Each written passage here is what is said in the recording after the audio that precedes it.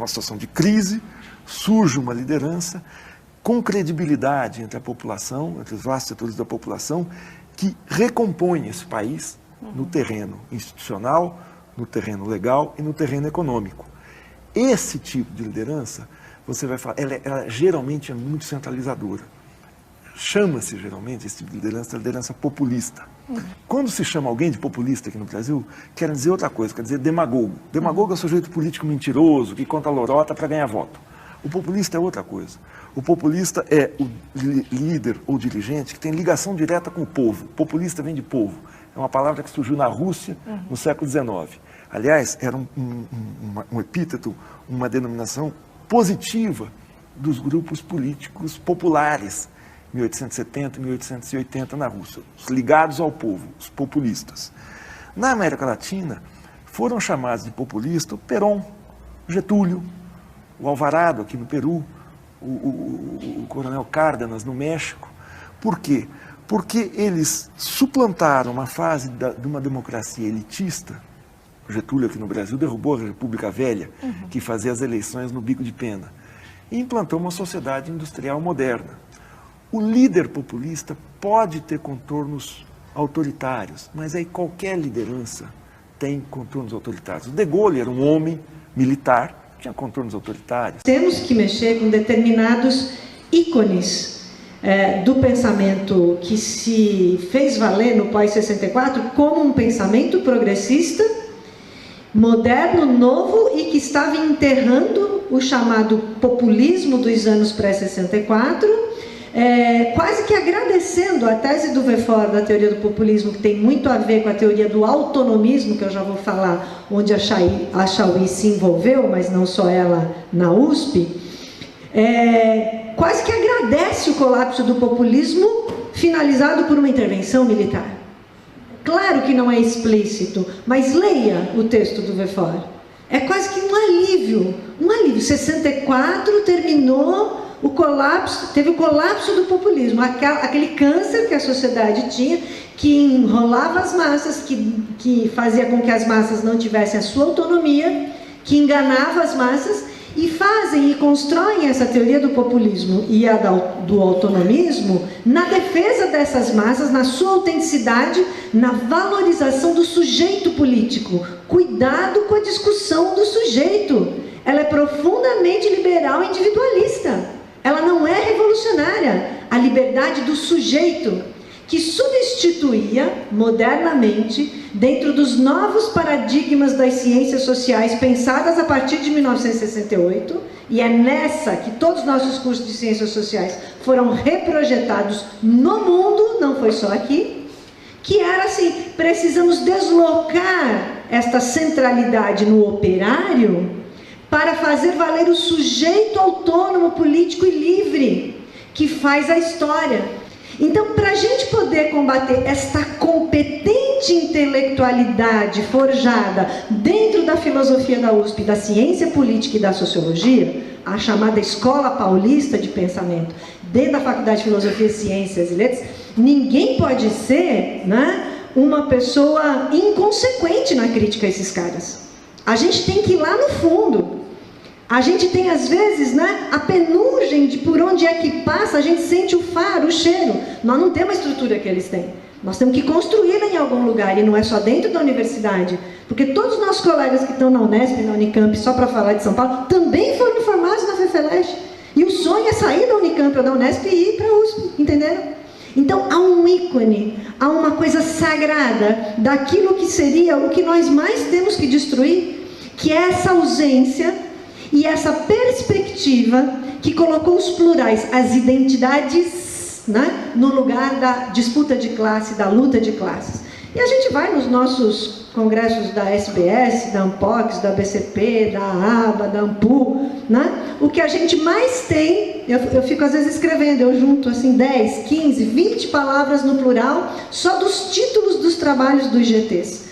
Todos absolutamente absorvidos por essa ideologia do ser e do nada, cuja terminologia charmosa, é gostosa de falar, Você fica dizendo das identidades, das etnias, dos feminismos, dos marxismos, no plural. Por quê? Porque o erro da esquerda do pré-64 foi conduzir equivocadamente as massas, manobrando-as, manipulando-as. Então, em nome de não se manipular, eles entram nos anos 80, que é a teoria do autonomismo, e que o Herder Sader, dentro do PT, era de uma tendência que criou uma revista, na qual Marilena Chaui escreveu muito, que foi a Desvios. Uma intelectualidade que diz que não tem que guiar a classe operária e produz uma teoria, que é a do populismo e a do autonomismo, que guia a classe operária para o nada.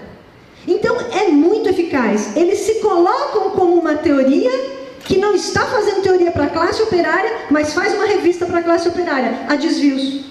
E a Desvios era uma receita de como você tinha que ser operário na fábrica, como você tinha que se comportar na greve, e era uma tendência fortíssima dentro do PT.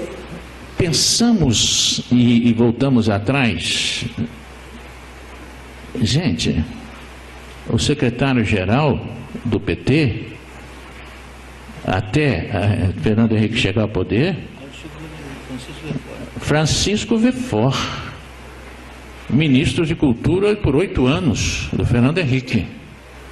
Como foi possível que o ideólogo do PT se convertesse no ministro de Cultura do Fernando Henrique? Porque não há cultura do PT. Não, há uma cultura muito dirigida por essa visão que teve uma influência muito grande dentro do PT. Essa cultura, ela está ainda impedindo esse desenvolvimento do pensamento político do povo brasileiro numa visão realmente anti-imperialista. Quer dizer, que supõe que você percebe a situação dependente como um limite fundamental para que nós povos possam avançar. E isso não está no DNA do PT. Esse é que é o problema. E o que não quer dizer que não esteja no DNA do nosso povo. O povo sente isso, mas ele não conseguiu organizar a relação entre isso e a luta dele por transformações sociais. Inclusive se tentou dissociar as duas coisas. Queria o poder político. Sabiam que estavam no governo, mas que não tinham poder. E queriam o governo de João Goulart, mas queriam o poder político. E João Goulart foi 500.000 vezes mais avançado que o Lula. Por quê? Porque o João Goulart fez a reforma agrária. E foi para as cabeças. E propôs a reforma urbana. E fez algo fundamental. A lei de remessa de lucro, que se acabou o paraíso das multinacionais. João Goulart foi 1.839.000 vezes mais lúcido que o Lula. Tinha mais consciência dos problemas brasileiros. Claro, no petismo ainda havia um fracasso mais miserável ainda, porque as reformas foram abandonadas e ocultadas em nome do poder da política pública. Podem observar a vida acadêmica nesses anos. A quantidade de estudos sobre política pública, como se política pública pudesse redimir o povo da barbárie. Entrou a política pública e saiu a reflexão sobre o Estado e o caráter de classe do Estado. Entendeu?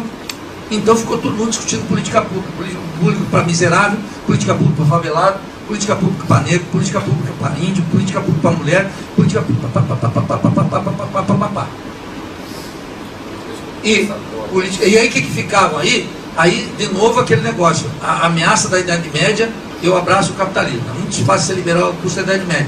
O que o Banco Mundial dizia? Política social focalizada, os mais vulneráveis entre os vulneráveis, linguagem do Banco Mundial. O que o petismo fazia?